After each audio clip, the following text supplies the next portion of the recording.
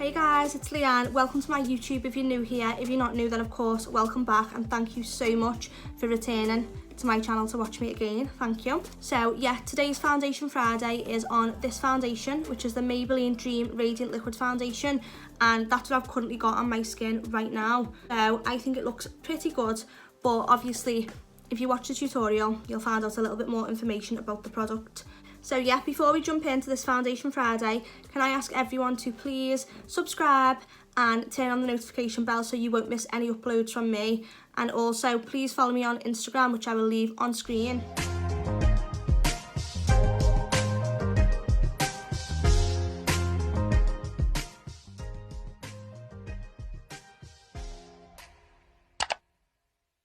So today I'm going to be going in with the e.l.f. Poreless Putty Primer.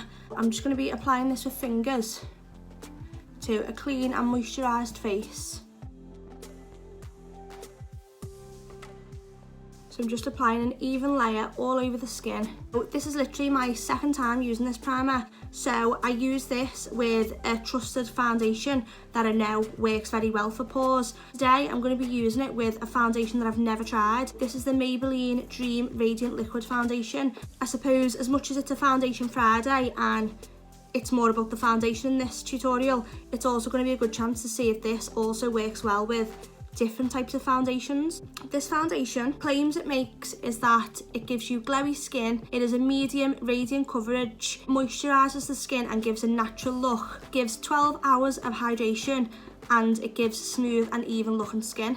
So the price I paid for this was £8.99, which is quite cheap. So it's a drugstore product. So I'm just going to take 3 pumps of that and then I'm just going to dot this foundation. So it's quite thick. I expected it to be quite runny because it's not a full coverage foundation. I always think in my mind anyway, it's not always true, but most times full coverage foundations are a more thicker formula. But this one, because it says it's a medium radiant coverage, I just assumed it'd be a little bit more runny, but it's not. It's actually quite thick. The brush I'm going to be using today is the Real Techniques buffing brush, and I'm just going to be patting this into the skin.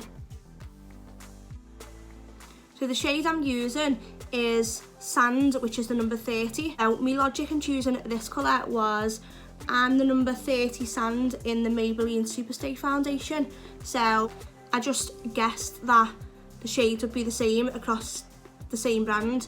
But so far so good, because it does seem to be a true match for my skin. So I'm just going to do a little bit more. And yeah, it's definitely not full coverage. I think less full coverage foundations are just good for every day. So I've used 3 pumps and I'm just going to go in with about another 2, actually another 3 pumps, because I need to do my neck and my forehead as well.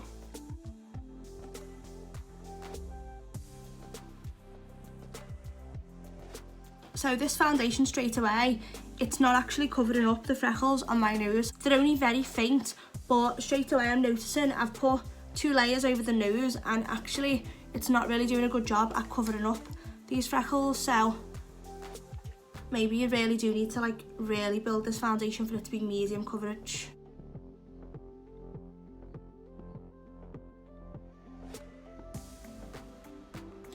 So I feel like this foundation would be for the women or guys as well, actually, who just prefer a more natural sheer coverage. And maybe that's for people with really good skin.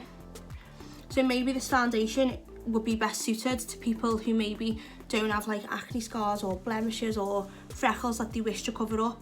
Now I'm just going to go in with my Juno & Co sponge just to give everything a more airbrushed finish. The colour is quite a good match for me, and that little tip I shared before about how I actually chose the colour, maybe that would be good for other people as well. If you know what shade you are in other Maybelline foundations, then maybe that's what shade you should choose in this foundation if you do purchase this foundation. As everyone can see, it's just a nice radiant sheer finish. Don't think it's going to be a personal favourite of mine, but I suppose for hot summer days when you don't really want that full thick coverage, this could be quite ideal actually. It doesn't seem to be emphasising my pores. So yeah, the only thing for me really is the amount of coverage. But apart from that, I do like the radiant finish. I do think it's quite nice.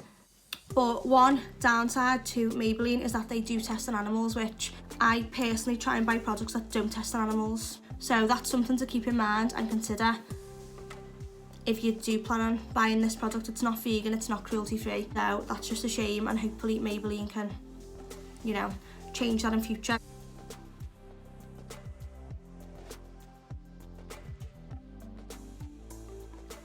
So now what I'm going to be doing is I'm just going to be doing the rest of the makeup off camera, and then I will check back in. I'm going to see how it lasts throughout the day. So I'm going to be keeping this makeup on all day, and I'm going to be doing a time test. So I will check back in later when all my makeup's done, and then throughout the day. So I'll see you soon. So just checking back in like I said I would, and a little update on this foundation. So basically I've just been to walk my dog around the park, and so I've had this foundation on for like an hour or so. I know I haven't got concealer on, but I went out with sunglasses on, so whatever. So yeah, I've had this foundation on for like an hour. Bear in mind, all I've done is just apply the foundation as I normally would, but it still feels tacky, and that's like an hour later. It still feels literally wet on the skin. That's another thing to keep in mind with this foundation. I know it is a radiant hydrating foundation, but it doesn't seem to dry down even after 1 hour of being outdoors and everything. You're gonna probably have to set it with powder if you don't like the foundation to feel tacky, which I personally don't. So I'm gonna have to set this as I normally would anyway.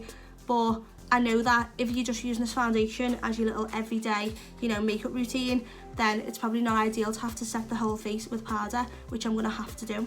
Also, this foundation, it does seem to be creasing.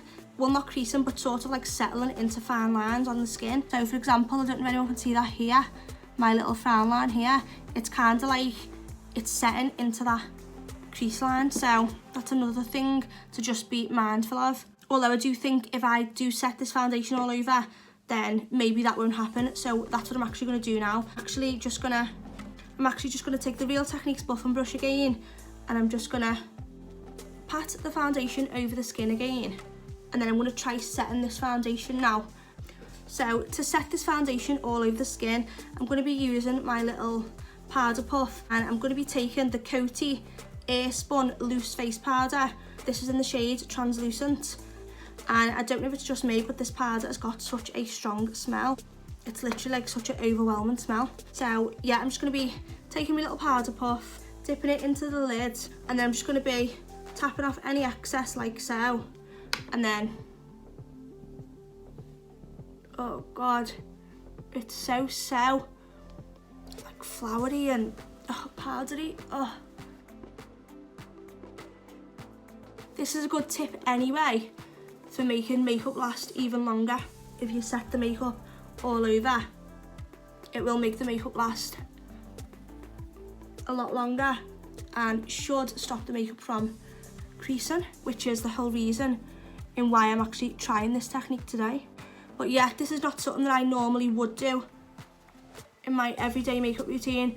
It's an extra step that obviously takes a little bit more time, and it's just not something I normally have to do with the foundations that I choose. But with this foundation, with the Maybelline Dream Radiant Liquid Foundation, I'm finding that I have to do it.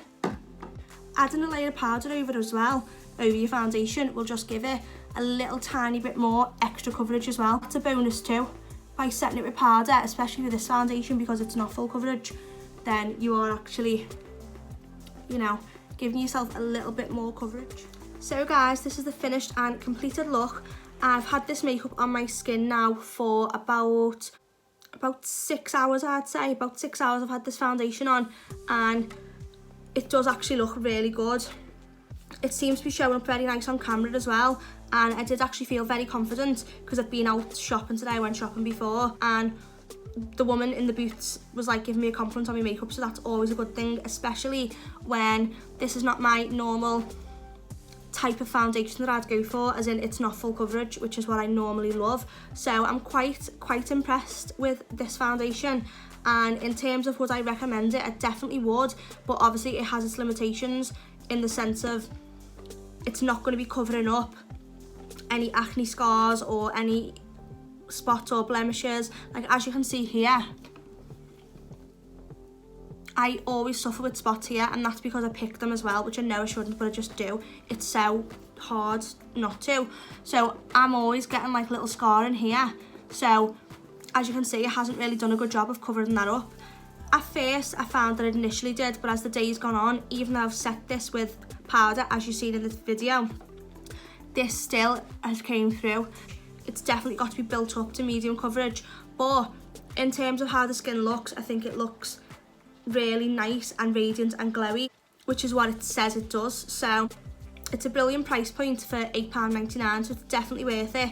However, one of the other limitations was obviously that Maybelline do test on animals, so that is something for me that just doesn't sit right with me, and I don't really like to promote brands that test on animals. So that's something to keep in mind as well if you're trying to be a little bit more ethical when you do buy products.